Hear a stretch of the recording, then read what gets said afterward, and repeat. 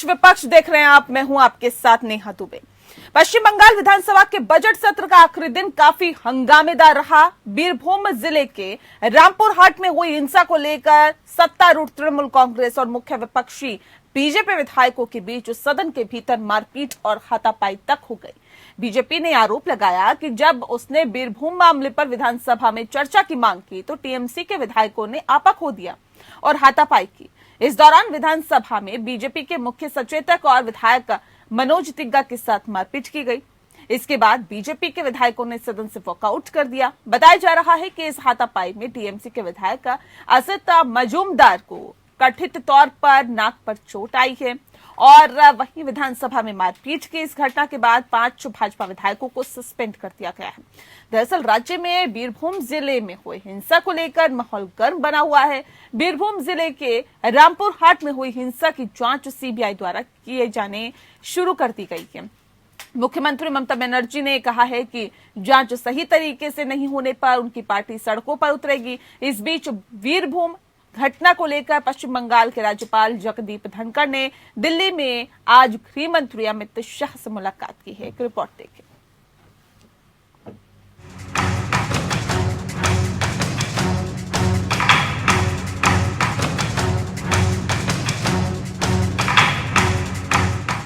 बंगाल विधानसभा के बजट सत्र के आखिरी दिन सोमवार को बीरभूम घटना को लेकर भारी हंगामा हुआ।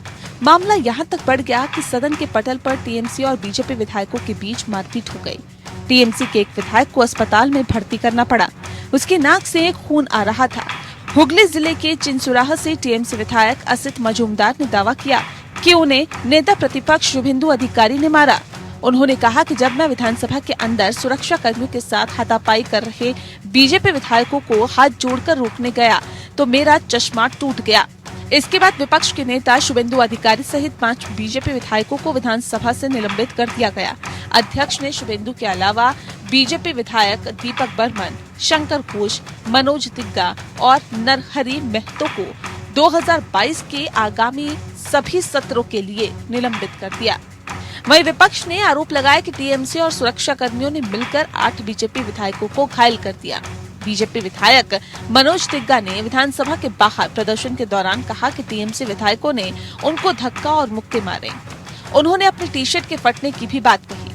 हंगामे के बाद बीजेपी नेता सीएम ममता बनर्जी पर हमलावर है। बीजेपी के सीनियर नेता बीएल संतोष ने लिखा कि बंगाल की राजनीति में नई गिरावट देखी गई है। ममता बनर्जी के सीएम बनने के बाद से स्तर गिरता जा रहा है। घटना के विरोध में बीजेपी विधायक और बंगाल विधानसभा में विपक्ष के नेता शुभेंदु अधिकारी ने विधानसभा के बाहर जमकर नारेबाजी की। मीडिया से बातचीत करते हुए उन्होंने कहा कि सदन का आखिरी दिन होने के चलते हमने राज्य की कानून व्यवस्था पर चर्चा की मांग की। ऐसा न होने के बाद संवैधानिक तरीके से विरोध किया गया, जिसके बाद सिविल ड्रेस पहने पुलिस कर्मियों और टीएमसी के विधायकों ने बीजेपी के विधायकों के साथ मारपीट की। 8 से 10 एमएलए घायल हुआ, 2 का घायल ज्यादा है। हम लोग उसका बाद हाउस में पीस रखते हुए हमारी आधा घंटे का कर्मसूची कार्यक्रम था, खत्म करके हम लोग बाहर आया।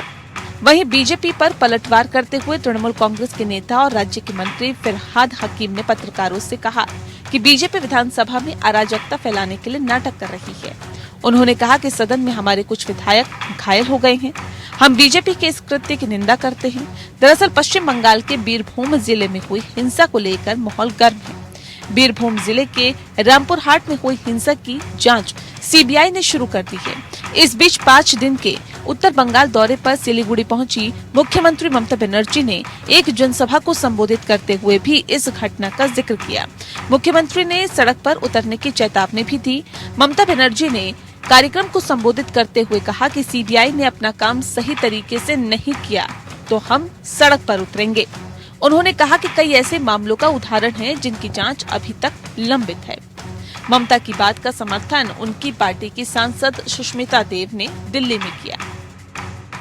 अगर आप फ्री एंड फेयर इन्वेस्टिगेशन करेंगे आपका स्वागत है, क्योंकि हम कॉन्फिडेंट है कि जो जो ठोस कदम राज्य के सरकार को उठाना चाहिए था वो ममता बनर्जी ने, आपने देखा है, अरेस्ट हुए हैं 22 लोग, उठाया है। तो इन्वेस्टिगेशन करिए, पर not as an agency of any party, किसी पार्टी की एजेंसी का काम मत कीजिए, एक सेंट्रल एजेंसी को अनबायस इन्वेस्टिगेशन करना चाहिए, यही हमारी मांग है।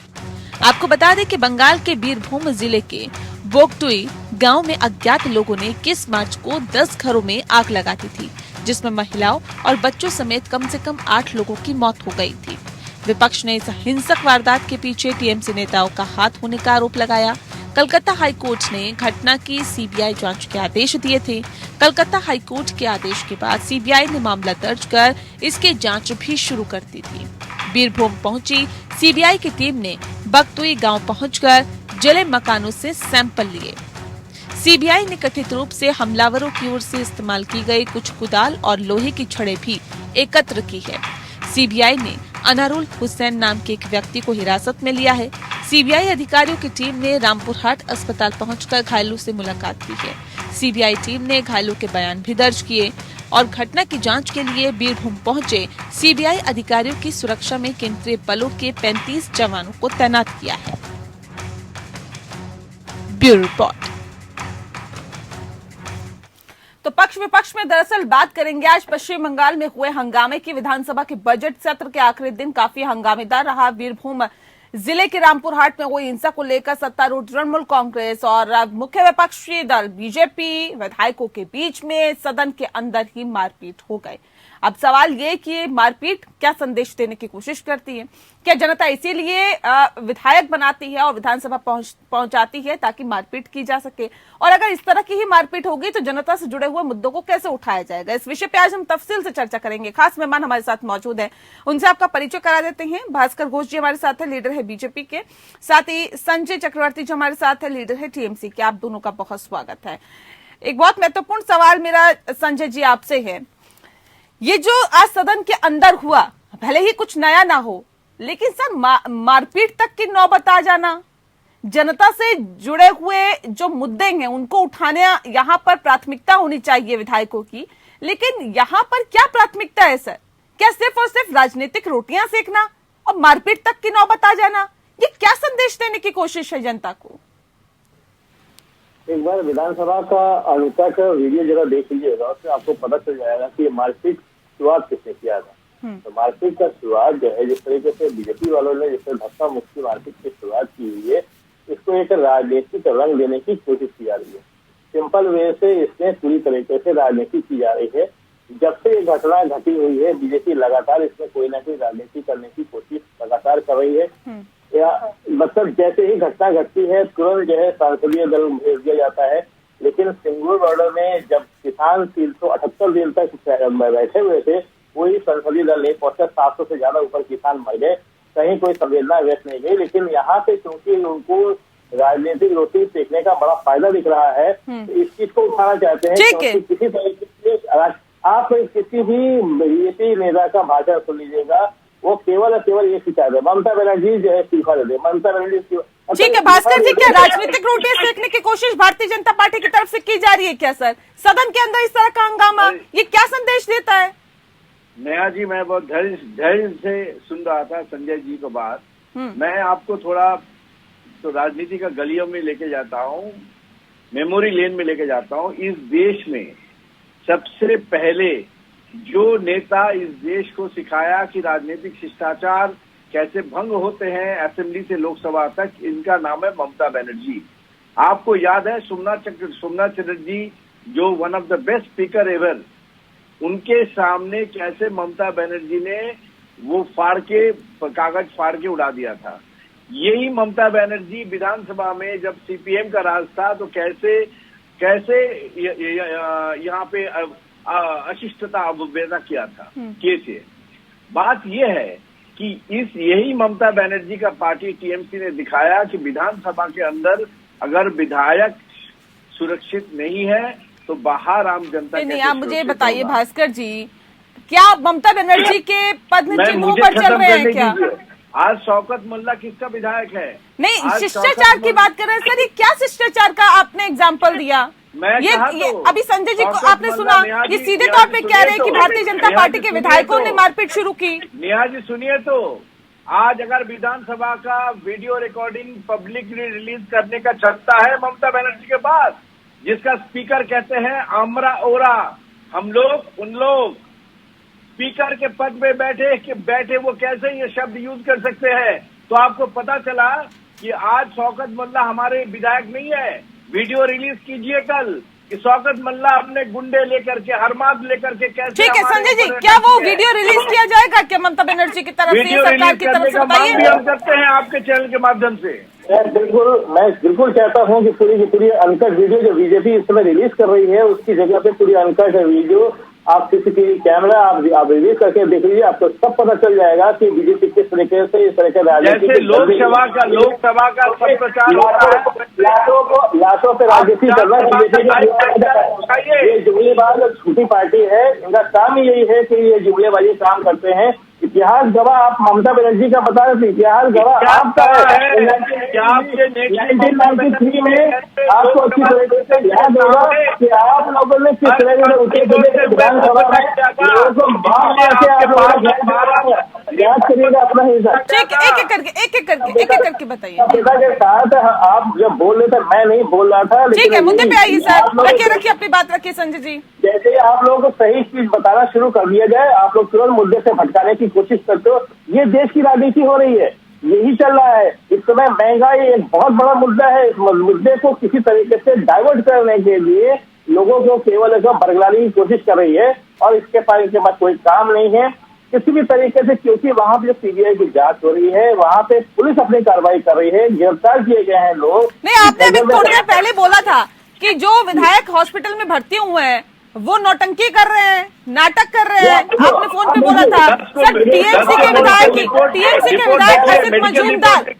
असित मजूमदार हॉस्पिटलाइज हुए हैं, वो नौटंकी कर रहे हैं क्या?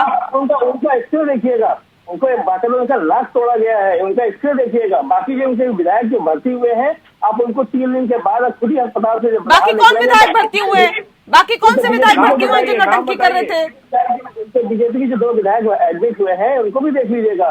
हमारे विधायक का बाकायदा लाश टूटा हुआ है, लाश से खून बहते हुए आप लोगों को लेकर स्ट्रेचर से अस्पताल में गए हुए हैं। तो आप इन लोगों के विधायक केवल सिर्फ जवाब दीजिए, आपका कैसे कह रहे हैं? तस्वीर फाइल पार्ट 2 है, ये पार्ट 2 करने की कोशिश कर रहे हैं, उसको भुलाने की कोशिश कर रहे हैं, हिंदू मुस्लिम करने की कोशिश कर रहे हैं। ये तैयारी है गुजरात की, गुजरात इलेक्शन होने वाला है, ये तैयारी है गुजरात की, क्योंकि इनका मास्टर प्लान चलता है। ये टोटल इलेक्शन मोड में रहते हैं, इनको देश की चिंता नहीं है। ये सिर्फ और सिर्फ चुनाव जीतने की तैयारी में लगे रहते हैं कि कैसे किस तरीके से। आपके तो देश छोड़िए, रात की चिंता भी नहीं है। ये सिर्फ और सिर्फ सीबीआई होता है, सवाल कहते हैं सीबीआई अगर निष्पक्ष न करे तो रास्ता उतराएंगे। ठीक है, आप बंद कर दीजिए। ठीक है। नहीं, सवाल इस बात को लेकर सर, जब सीबीआई जांच कर रही है तो उसको लेकर सदन में इस कदर हंगामा क्यों? भास्कर जी, क्या नहीं लगता अगर सीबीआई जांच कर रही है तो इस विषय पर धैर्यपूर्वक कहीं न कहीं शांति के साथ ही विधानसभा में इस विषय को उठाना चाहिए था कि सीबीआई अगर जांच कर रही है तो इंतजार करिए, दूध का दूध और पानी का पानी होगा वक्त आने पर। नेहा जी, आप अगर विधानसभा का एंटायर आज रिकॉर्डिंग देख लें, हमारी ये मांग थी कि जो घटना रामपुर हाट या बीरभूम में हुई है वो एक घटना नहीं है। ये एक हफ्ता में जब 26 लोगों का मौत हो जाती है, एक महीना में जब 100 लोगों की मौत हो जाती है, तब एक घटना सीबीआई इंक्वायरी कर रही है नहीं कर रही है वो फर्क नहीं पड़ता। आज हमारा विधायक बोल रहे थे कि आज मांग क्या था? मांग था कि उनका जो होम मिनिस्टर और उनका जो चीफ मिनिस्टर वो अपना पद त्याग दे। सीबीआई इंक्वायरी अगर पद में बैठा रहा और सीबीआई इंक्वायरी होता रहा तो वो संभावना ये होती है कि उनको वो इन्फ्लुएंस कर सकते हैं। आप बताइए, सीट जब गठन हुई, हाईकोर्ट ने क्यों सीट को नकारा? सीट को क्यों उन्होंने नकार करके सीबीआई को लाया? ताकि निरपेक्ष जांच हो। आज सुप्रीम कोर्ट से लेकर सारे कोर्ट सीबीआई के ऊपर अपना आस्था रखते हैं, क्योंकि सीबीआई एक राष्ट्रीय संगठन है, एनआईए एक राष्ट्रीय। तो फिर क्यों आप लोगों को ऐसा लगता है सर कि ममता बनर्जी जांच को भटका सकती हैं, दबाव बना सकती हैं? इंतजार आप खुद कह रहे हैं केंद्रीय संगठन है, जांच कर रही है सीबीआई, उसके बाद आप ये कह रहे हैं कि ममता बनर्जी दबाव बना सकती है। ममता बनर्जी ये कह रही है। संजय जी, ममता बनर्जी को क्यों ऐसा लगता है? मैं आज एक सेकंड एसआईटी गठन हुआ है, एक एसआईटी भी अपना जांच कंप्लीट नहीं कर पाया, किसी को कुछ नहीं हुआ है।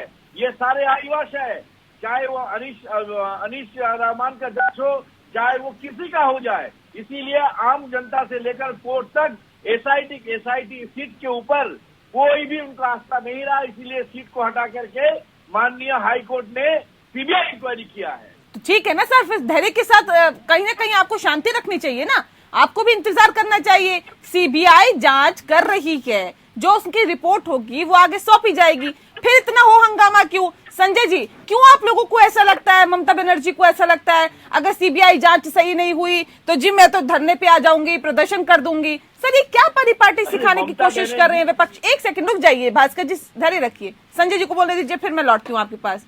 ये क्या सिखाने की कोशिश, ये क्या बताने की कोशिश है? अभी तो इनकी मैं बात बता दूं, अभी इन्होंने कहा कि ये सीबीआई जो है स्वतंत्र संस्था है, ठीक है। 2014 में वो संस्था जिसको इन्होंने सरकार तोता बताया था, पिंजर में बंद एक तोता बताया था, आज अचानक स्वतंत्र संस्था हो गई। अरे संजय जी, आप की बात है कि आप लोग अगर इनको डिबेट करना समझा दीजिए, थोड़ा सा इनको डिबेट करना समझाइए, इनको डिबेट करना नहीं आता है। अब मुझको बोलने दीजिए कम से कम, तो मैं अभी एक करके फोन खोलता हूँ। अभी शारदा का प्लीज भाषा की संयमता सीमा बरकरार रखिए। हमारे 4 विधायक को इलेक्शन के बाद गिरफ्तार किया गया, शुभेंदु अधिकारी को छुआ नहीं गया, जबकि वो भी सबसे बड़े उसमें जो है अपराधी हैं, लेकिन उनको आज तक नहीं छुआ गया, आज तक उनके पास कोई समझ नहीं गया। कहते हैं कि ये सीबीआई सरकारी नहीं, मेरा सवाल ये है, क्यों ममता बनर्जी को ऐसा लगता है, क्यों ममता बनर्जी को ऐसा लगता है? इसीलिए लगता है कि दोगली नीति दोगली है। जब एक ही केस में अगर 5 अभियुक्त हैं, 4 को आप गिरफ्तार करते हैं, 5 को समन तक नहीं भेजते और 1 साल बीत चुका होता है, उनको आज तक नहीं बुलाया जाता है। इसीलिए ममता जी को लगता है कि सही जांच होगी कि नहीं होगी। अगर सही जांच नहीं, क्योंकि इसके साथ साथ पुलिस अपनी जांच हमारी कर रही है, एसआईटी जांच हमारी कर रही है, तो हम दोनों को मिला करके देखेंगे कि ये जांच सही दिशा में हो रही या नहीं हो रही है। बस डर तो नहीं है ममता बनर्जी में? डर तो नहीं है? डर किस बात का? हम तो और भी भारी डर उस बात का सर जो बीजेपी आरोप लगा रही है। ये बीजेपी आरोप, इनका तो काम ही यही है, जहाँ पे ये सत्ता में नहीं होते वहाँ पे या तो नहीं, आपने तो अभी तक जांच ही नहीं होने दी सर, उससे पहले ही बता दिया है कि अगर रिपोर्ट सही नहीं हुई तो हम प्रदर्शन करेंगे। ये क्या बताने की कोशिश? नहीं, पहली बात आपने देखा होगा, हमने 21 लोगों को गिरफ्तार किया है, घर घर में तलाशी हुई है, बहुत सारे असामाजिक तत्वों को गिरफ्तार किया जा रहा है, उनके पास जो असले या जो बम बरामद किए गए हैं, तो सारा कांड हो रहा है, सब कुछ हो रहा है। यही हम लोग बात कर रहे हैं कि मेरा वक्तव्य सुनिए। ठीक है भास्कर जी कुछ कहना सुन लेते हैं। ठीक है संजय जी बहुत बोल लिए, मुझे बोलने दीजिए। रखिए, मैं आपके सामने 2-3 एविडेंस रखता हूँ। 1 नंबर, अभी जो बीरभूम कांड हुआ, अनरुल हुसैन को कब गिरफ्तार किया गया? जब मुख्यमंत्री जाके बोलते हैं कि उनको गिरफ्तार करो। यानी पुलिस तभी गिरफ्तार करता है जब मुख्यमंत्री बोलते हैं या होम मिनिस्टर बोलते हैं। फिर जो गठन किया गया ज्ञानबंद सिंह, आपको याद है कि रिजवानुर का जो मामला जब ज्ञानबंद सिंह ने किए थे, उस रिजवानुर का मामला आज तक उसका चार्जशीट आज तक उसका इन्वेस्टिगेशन कंप्लीट नहीं हुआ। ऐसे लोगों के सीट का हेड बना के, वही ज्ञानबंद सिंह को इन्होंने सीट का हेड बना के इसका जांच के आदेश दिए। जो सीट क्यों गठन किया जाता है? ताकि वो जाकर सारा साक्षी, सारा प्रमाण जो है वो खत्म कर दे। आपको याद है कि जितनी भी पोस्ट वायलेंस संतराश हुआ है, पोस्ट इलेक्शन वायलेंस हुआ है, इसकी सारे फाइल सीट के हाथ से लेकर के सीबीआई को सौंपा गया। सुप्रीम कोर्ट ने किया ये, हाई कोर्ट में जाकर हाई कोर्ट में इन्होंने चैलेंज किया, सुप्रीम कोर्ट का आदेश को बहाली रख दिया। तो आप देख रहे हैं कि जब पुलिस कमिश्नर के ऊपर सीबीआई जाता है घर पे, तो ये ममता बनर्जी जाके धरने पे बैठ जाते हैं। इनको लगता है कि धरने पे बैठ के ये अपना पावर दिखाएंगे और ये सीबीआई से लेकर जो केंद्रीय जांच एजेंसी है धरना तो कोई भी दे सकता है ना सर। ऐसा बनी आज कौन सा एक केस दिखाइए नेहा जी, जहाँ पे कोई पुलिस ऑफिसर के ऊपर अगर सीबीआई जांच होता है तो उसका चीफ मिनिस्टर जाके धरना में बैठते हैं। एक दिखाइए स्टेट। ठीक है संजय जी एक बात मुझे बताइए, अभी आप लोगों को लगता है कि जी तोता है, अगर कोर्ट ने कह दिया कि सीबीआई केंद्र सरकार का तोते की तरह काम करती है, पिंजरे में बंद तोते की तरह काम करती है, जब ममता बनर्जी केंद्र में थी तब नहीं लगता था ममता बनर्जी को कि तोता है सीबीआई? तोता किसने बोला? तोता तो इन्होंने ही बोला, इन्हीं के पार्टी के लोगों ने बोला। 2013-2014 के चुनाव में इन्होंने बाकायदा उसका जगह तब ममता बनर्जी को नहीं लगता था कि निष्पक्ष जांच नहीं होती है? नहीं, वो ममता बनर्जी उस समय न केंद्र सरकार में नहीं थी, उस समय राज्य सरकार की मुख्यमंत्री थी। मैं तब की बात नहीं करती, मंत्री नहीं रही है क्या ममता बनर्जी केंद्र में? यही ममता बनर्जी अभी भी मैं बोल रहा हूँ कि शुभेंदु अधिकारी को अगर आप बता रहे हो वो शारदा के घोटाले में है, उनका बाकायदा वीडियो है, और आप उसको विपक्ष के नेता बना करके उनको कैबिनेट मिनिस्टर का दर्जा लेकर बैठे हुए हो। आप खुद जो है, अरे भैया चलनी आप अरे संजय जी खुद आप अपना घर बताइए। अरे आप पूरा इतिहास देखो, राज्य मंत्री है उनका किसानों के ऊपर। ठीक है भास्कर जी, भास्कर ऐसे मत करिए प्लीज, ऐसे नहीं, आप लोग दोनों सीनियर नेता, इस तरह से मत करिए प्लीज। भास्कर जी, शुभेंदु अधिकारी ने केंद्र से दखल की मांग की है, क्या लगता है केंद्र दखल करेगा? उसके बाद क्या होना चाहिए? देखिए, जिस स्टेट में लॉ एंड ऑर्डर फेल हो जाता है, स्पीकर अपने आप को हम लोग उन लोग में आ जाते हैं। जिस स्टेट का चीफ मिनिस्टर का होम मिनिस्टर बोलते हैं तब लोगों अरेस्ट होते हैं।